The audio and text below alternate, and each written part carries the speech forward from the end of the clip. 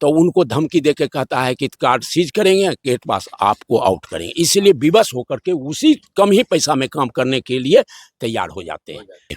ये होता क्या है, जो पढ़े लिखे शिक्षित युवक हैं, डिग्री होल्डर, वो बगल में एनटीपीसी हो या रिफाइनरी हो, खास करके एनटीपीसी, उसमें बगैर नजराना लिए हुए उसको काम नहीं देता है। आपको धन्यवाद देते हैं। आप जनता के बीच में आके दुख दर्द को साझा कर करके सरकार को ये जनाना चाहते हैं कि हमारा माली हालत क्या है, स्थिति क्या है। अपने दुख धंधा में वो संलिप्त रहते हैं, अन्य काम में उतने अपने बच्चों पर भी विशेष रूप से ध्यान नहीं देते हैं, और वो रोजी रोटी के लिए पलायन भी होते हैं। जब यहाँ काम नहीं मिलता है तो अभी सौभाग्य है कि बगल में इंडस्ट्रियल एरिया है, रिफाइनरी है, फर्टिलाइजर है, थर्मल है, उसमें काम करते हैं। लेकिन दुख की बात है कि जो श्रमिक जाते हैं उनका उचित पारिश्रमिक नहीं मिल पाता है, और ये उठाने वाला भी कोई नहीं है।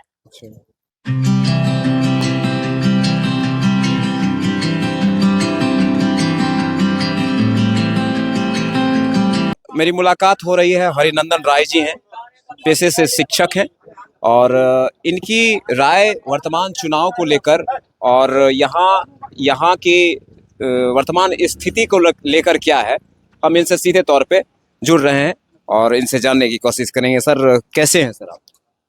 तो हम तो अभी तो अपने ज़िंदगी के दौर से गुजर रहे हैं, हम तो ठीक ही हैं, और इतने दिनों के बाद आप हमसे इंटरव्यू ले रहे हैं, हमसे मुलाकात कर रहे हैं, तो आपको सबसे पहले ये जो कौन है न्यूज़ आपको धन्यवाद देते हैं।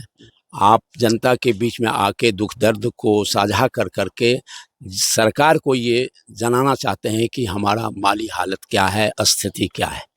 तो इसके लिए आप धन्यवाद के पात्र हैं। जी, शुक्रिया सर। वर्तमान स्थिति इस क्षेत्र की क्या है? यह चुनाव नजदीक, हाँ, चुनाव नजदीक है, मूल्यांकन जरूरी है।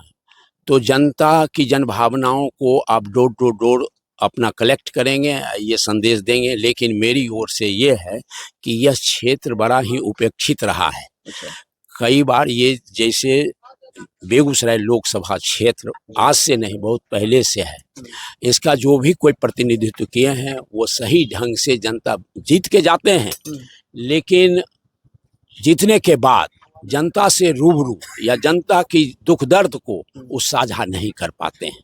इसीलिए जनता में थोड़ा सा मन में ये भावना कसक रहता है कि ये सांसद विधायक आते ही नहीं हैं। आपको नहीं लगता है कि जनता में भी बहुत सारी कमियां हैं? जनता भी अपने दुख दर्द को कभी प्रतिकार के स्वरूप बुलंद नहीं कर पाती? इस क्षेत्र के अधिकांश आदमी जो हैं श्रमिक वर्ग के हैं। मूल बात है, अपने दुख धंधा में वो संलिप्त रहते हैं, अन्य काम में उतने अपने बच्चों पर भी विशेष रूप से ध्यान नहीं देते हैं, और वो रोजी रोटी के लिए पलायन भी होते हैं। जब यहाँ काम नहीं मिलता है, सौभाग्य है कि तो संपूर्ण बिहार अभी पलायन की अभी सौभाग्य है कि बगल में इंडस्ट्रियल एरिया है, रिफाइनरी है, फर्टिलाइजर है, थर्मल है, उसमें काम करते हैं। लेकिन दुख की बात है कि जो श्रमिक जाते हैं उनका उचित पारिश्रमिक नहीं मिल पाता है, और ये उठाने वाला भी कोई नहीं है। मूल समस्या है कि जो रिफाइनरी में जीने का साधन या फर्टिलाइजर जो भी है अगल बगल में, तो वो ठेकेदार द्वारा या बड़े बड़े जो पूंजीपति हैं, जो ठेकेदार हैं, वो मजदूरों का शोषण करते हैं, और इनकी आवाज़ अगर अपना उठाते हैं तो उनको धमकी देके कहता है कि कार्ड सीज करेंगे, गेट पास आपको आउट करेंगे। इसलिए विवश होकर के उसी कम ही पैसा में काम करने के लिए तैयार हो जाते हैं। ये मूल बात है, समस्या। नंबर 2, यहाँ तो बहुत सी योजनाएं हैं। अब जो भी सांसद विधायक जाते हैं, विकास की गति को तेज करने के लिए कहते हैं, लेकिन वो क्या करते हैं, अनुशंसा वर्ग का करते हैं, और पेशेवर ठेकेदार को और उससे मोटी रकम लेकर करके कमीशन लेकर काम करवाते हैं। कुछ लोगों का कहना है कि स्थानीय स्तर के जो भी मजदूर वर्ग हैं उनको प्राथमिकता नहीं दी जाती।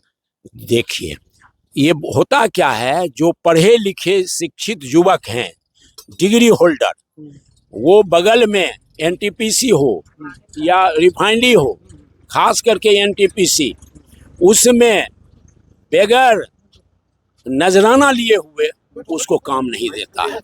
ये दंश झेलना पड़ता है। शिक्षित बेरोजगार जो टेक्निकल हैं, आईटीआई हैं या डिग्री डिप्लोमा होल्डर हैं, उनके साथ ये बात होती है। और इसमें जो है संपन्न आदमी जो ठेकेदार है वो मजदूरों का शोषण करते हैं। तो ये थे मास्टर साहब, और इस क्षेत्र में जो भी कमियां हैं, ये क्षेत्र वर्षों से उपेक्षित रहा है। इन तमाम मुद्दों पे अपनी राय इन्होंने रखा।